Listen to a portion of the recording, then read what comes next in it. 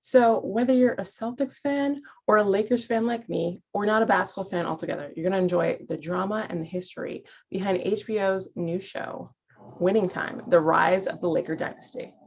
The cast plays real life legends of the NBA, and the drama is a combination of creative liberty and history. I'm Sally Field, and I play Jessie Buss.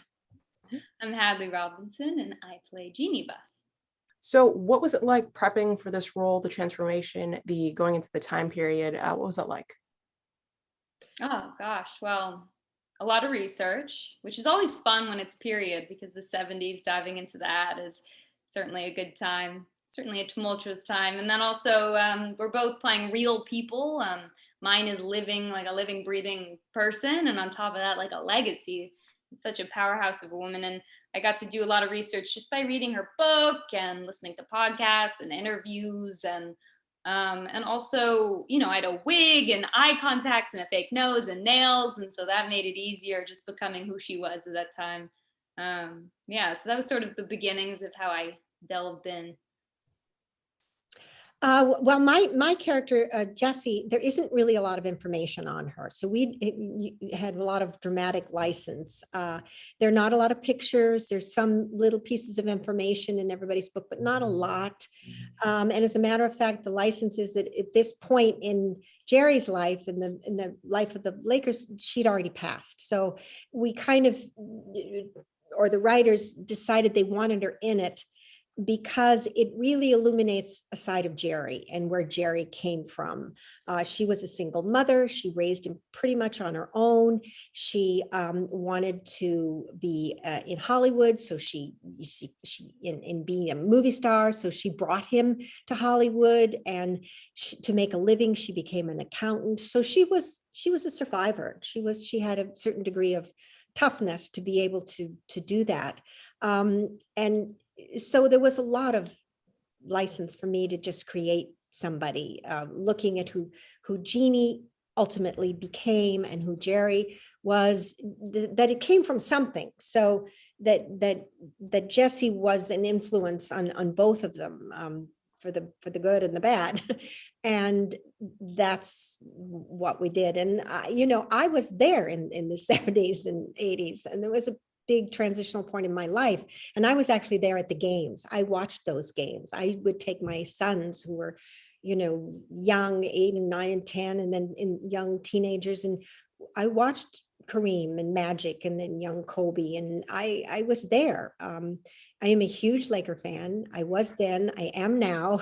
So I was, they offered this to me, and I said, I practically don't even need to read it just because I knew what it was about.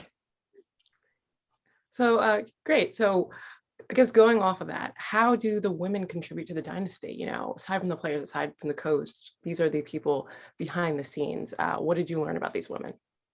I mean, there's so many great female roles in this. I mean, Jessie and Jeannie and Claire and Cookie.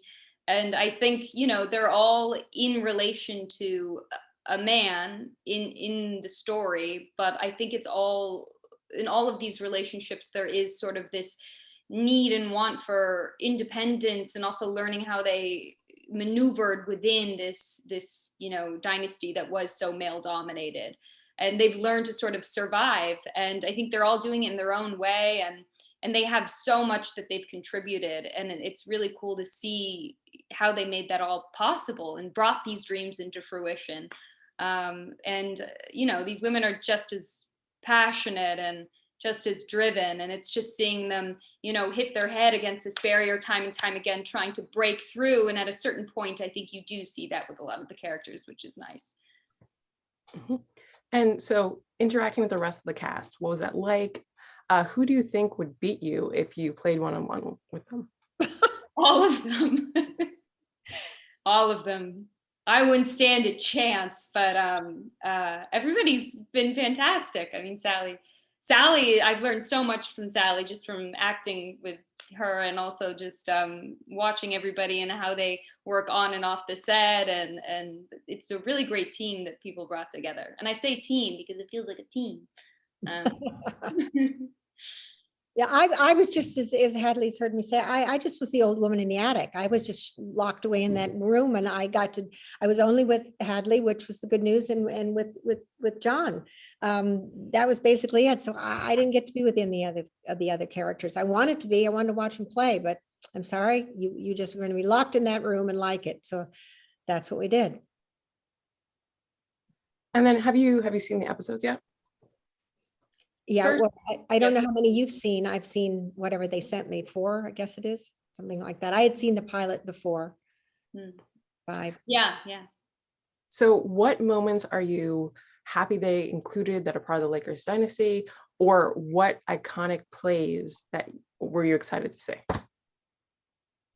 Oh man. That's so hard to answer because there was so much going on when we were shooting this. Half the time wasn't even aware what they were shooting. Were you, Hadley? I mean, I knew they were, we had our stuff that we did when we were in, Jesse's apartment, and I knew that they were always they were always in basketball rehearsals. At every call sheet, you had, first of all, every call sheet had about 500. You had to have 2 pages of call sheet for how many actors there were, and always at the bottom it said that so and so were called in for basketball rehearsals. But I never knew half the time what was going on, outside of my little world, and probably was fine because that's kind of what Jessie was anyway. She didn't, she had a narcissistic side to her, and we wonder how Jerry got that, and not pathologically, but she just saw the world through her own little vision, and her son, and she didn't want him to fail, and she was not afraid to tell him that he was acting like an idiot. And so I watch what's going on now in the show, and it's like I never even read those things. I go, wow, that was great, so I get to watch them almost like an audience. Yeah, I mean, it was the same for me. I didn't get to see any of the basketball, but I did get to see the Laker girls perform multiple times and sort of their journey, which was really fun because they're just as good. They're putting in like just as much effort as these players, I'll tell you. And so that was really fun for me. And so that's the only thing I really saw on the court. But I'm excited to watch the show in totality and really see everything that we weren't able to see because we were shooting our own scenes. It's going to be really fun because there's so many different storylines, and we then just get to watch everything unfold and see the work that everybody else was putting into this. Me too. I feel the same way. Even though they sent us those episodes, I kind of just went through them really quick, I have to say, because I really want to watch the show, like up on the big screen that I have there, because I am a fan, and because I did read these scripts and know how exciting they are. We were always saying, how are they able to do this? There's so many storylines with so many really complicated characters. We were always saying, how is this happening? But clearly they did. From the feedback we're getting, they were capable. It was on the page. We could read it on the page. We were all going, wow, this is really, the writing was incredible. But to pull that together in the kind of, messy, chaotic thing that basketball is, I understand they did it. So I want to see it like a fan. It's hard for me to look at it as an actor and want to be prepared for this. I really will wing this, honestly. I just want to watch that. More exclusive interviews coming your way. My name's Jason Siegel, and I play Paul Westhead, assistant coach and eventually head coach of the Lakers in Winning Time. Hi, my name is Devon Nixon. I play Norm Nixon, a point guard of the team, floor general on Winning Time, the rise of the Lakers dynasty. Hi, I'm Tracy Letts, and I play Jack McKinney, the first head coach of the Showtime Lakers. So what was your interaction with basketball growing up, and how do you bring that into the show? We can start with Tracy. I'm a fan. I watched it as a kid. I still watch it. I remember the Showtime Lakers very well. I was a teenager during those years. Probably didn't watch much or any NBA prior to that, but certainly that's a time in which really piqued my interest in the NBA. So I knew the rough outlines of the story of this team, but it wasn't until I joined up with this TV show that I read the scripts and I read Jeff Pearlman's book and learned so much more about what went into the creation of this team and its specific place in history, not just sports history, but the history of the popular culture. So I'm a fan first. Great. I guess Jason. Sure. I played high school basketball. I won a state championship my junior year. My nickname was Dr. Dunk. Started out as Mr. Dunk, and with a lot of hard work and focus, became Dr. Dunk. And it wasn't necessarily associated with basketball, was it? Your nickname? yeah, it was donuts. Oh. But I would say that I was a huge Lakers fan growing up. And my brother was a huge Celtics fan. So we had a great in-house rivalry, which, really carries over to the subject matter of this. And the other thing that it brought to my experience on set is people kept asking me to shoot. And the ball came to me once and I shot it and it went in. And then I ran away and never shot again because I'm no dummy. Basketball for me, I grew up playing in high school. I actually grew up playing basketball my whole life. And, how I incorporated it into the show is just, I had to hoop. So, I didn't have characters like Jason and Tracy. I had to actually be pretty decent at basketball. I happen to think that I'm pretty decent. And yeah, that's pretty much my thing. It was close to me. I'm sure I play my father. So it was definitely a staple in my life for sure. These guys were more than pretty decent. They were balling at a high level for 14 hours a day, creating these games and these scenes. It was for us as the coaches, it was incredible to watch. And they also, in addition to the guys playing the major roles, they brought in some real ringers to play Dr. J and these guys on the other teams. It was mesmerizing to watch. Mm-hmm. So speaking of which, getting into these characters, what was the transformation like? And also going back in time in the 80s. So, a lot of these players are huge characters. You have to learn their mannerism and learn what was it like becoming that and leaving Jason and Yvonne and Tracy behind and becoming these characters. For me, the wig really helped. As soon as I put on this mullet, I didn't feel much like myself, which was a great thing. There were a few people who didn't know that I was myself. That and the outfits, it's interesting. Hair and makeup and wardrobe always at the start of a project, I feel like, start the process of transporting you. Instantly you're in, if it's period, a different era. And if you're doing a different look, you start to, you take it on almost instinctively, Yeah.